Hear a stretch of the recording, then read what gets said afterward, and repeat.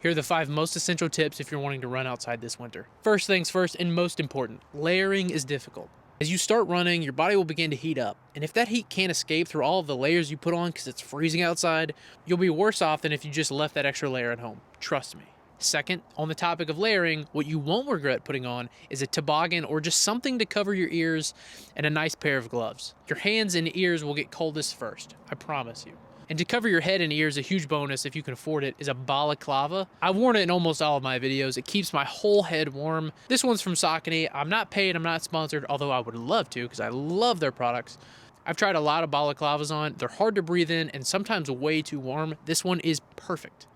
And third, while we're on the topic of temperature, warm up while you're inside. A 2 to 3 minute indoor warm up can save you the first miserable mile.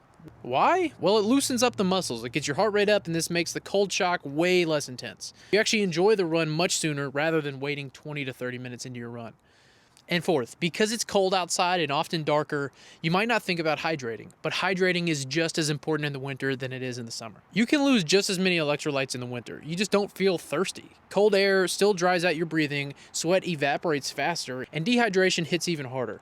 And lastly, there is nothing wrong with running on a treadmill. I know everybody hates the treadmill, but trust me, sometimes running out in this cold, especially when there's a ton of snow on the ground, your run is a lot less efficient than if you were running on the treadmill. I don't want to discourage you from it though, because running on the treadmill can suck, and running outside in the winter can be a lot of fun, especially if you're with friends.